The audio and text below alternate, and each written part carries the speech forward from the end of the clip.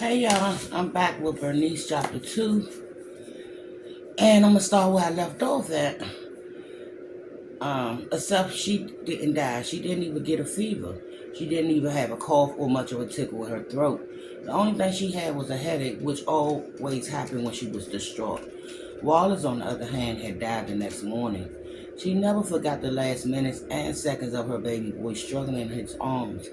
The fear and panic in his innocent eyes, the way he gripped her fingers in his little hands as he fought for air and life.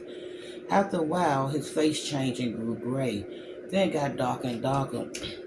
Blood seeped from his nose and rims the lower lids of his eyes. Then, with one final gasp, his tiny body shuddered and went slack. His hands loosened around her fingers and his eyelids drift parkways closed.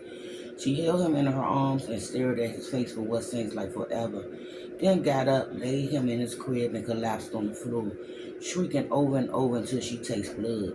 When she finally stopped screaming, the world started to close in around her like a curtain being drawn. Certain she was dying of a broken heart, she welcomed the relief. Finally, she would be at peace, blessed with the knowledge that she would be with her husband and son. She felt like she was floating in a pool of liquid silver, and a smile played around her lips. Then everything went black. She had she had no idea how much time passed before she came to. But the room was getting dark, the grayish light of dust sliding down the bedroom wall. At first she thought she had fallen asleep and it was all a horrible nightmare. Then she bolt upright and looked over at the crib. Her heart roared in her chest. Waters lay where she had left him, wrapped in his favorite blue blanket, his face the color of a storm cloud, his nose and mouth smeared with dry blood, his eyes swollen shut. Dead. Her son was dead. She covered her face with clawed hands, her mouth twisted in agony, her mind screaming, "He can't be dead, not my baby, not my little boy." She pounded the floor with her fists, cursing God and hollering. Then crumpled forward, still on her knees, slumped over like a rag doll. She cupped her swollen bosom in her hands, her throbbing breast engorged with milk her son would never drink, her own body betraying her with a painful reminder of all she had lost. She squeezed her breast and screeched in pain, punishing herself for letting Wallace get sick. She had seen the signs and read the warnings. She should have stayed home until the danger was over instead of going to the parade. She should have kept Wallace safe, away from the man selling balloons and the mob of immigrants on the sidewalk. She should have shoved the dark-skinned boy away from Wallace's buggy and told him to keep his filthy fingers away from her son when he had dropped his miniature flag on Wallace's blanket and reached in to pick it up without asking. It was her fault. Her fault Wallace got sick and died.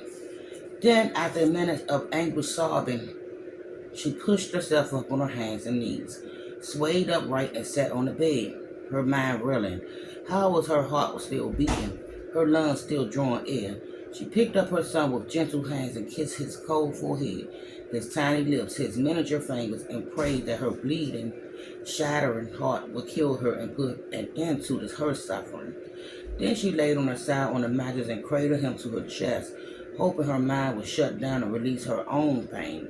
She closed her eyes and willed her lungs to quit working, her blood to stop moving through her veins.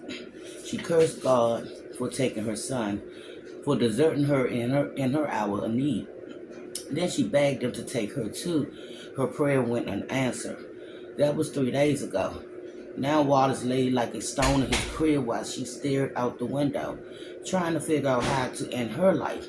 The radio said the city's funeral homes were overwhelmed, but she wouldn't have been able to bring herself to take him to the undertaker anyway, to hand over his tiny body to be embalmed, to be laid in a tiny casket and buried in the cold hard earth. She couldn't part with him, ever. The only thing she wanted to do was to join him. Down in the alley, a woman in a red bashiki and tear skirt pushed a wicker pram with wobbly wheels past the row houses. Then she stopped, lifted the baby from the buggy and into one of the buildings across the way. Bernice clenched her jaws in frustration. What was that immigrant woman doing over there when the city was under quarantine, and with a baby no less? Was she crazy or just plain ignorant? Seeing the woman made her think of the immigrants at the hospital. trying to get help from doctors meant for Americans instead of turning into the witches and wizards they believed could heal them through some kind of sorority. Wallace might have lived if it hadn't been for them. Then again, it seems like the entire neighborhood has been taken over by migrants and Negroes since the war started. All of them looking for work in the shipyard and manufactories. They weren't like her family. No, they weren't like her and her family, whose relatives had lived in South Philly since the 1830s, when her grandfather had moved from Canada to work at a stone mansion.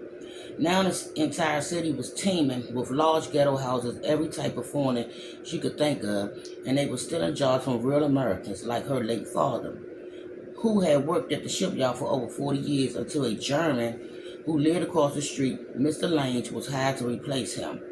Just 6 days after he was let go, her father had died, liver failure, the doctor said, but losing his job to a foreigner was what killed him.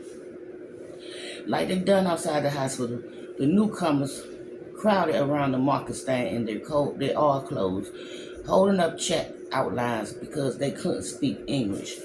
Bernice could hear her father's voice now. This is America. They need to learn our language or go back where they came from. Even the editor of the newspaper had expressed his opposition to the flood of undesirable from the darkest section of the old world who are arriving in the United States with no conception of American ideas. As if that wasn't bad enough, the heavy aroma of their peculiar cuisine stank up the hallways. Boiled lamb, paprika, curry, and peppery cabbage. And children of all colors filled the alleys and streets, shouting and playing games in strange languages. Even the numbers of homeless has increased since the waves of peasants arrived. She wouldn't have been surprised to learn a flu started with them. After all, everyone knows migrants brought diseases across the nation ports and borders. The Irish brought chloria, the Jews brought tuberculosis, the Italians brought polio, and the Chinese brought the plague. She and some other woman in her prayer group has often discussed the personal hygiene habits, unhealthy tendencies, and questionable morals of foreign-born people, and they all agree the "don't spit" sign should have been printed in all language, not just English. And I'll be back with chapter 2, Bernice.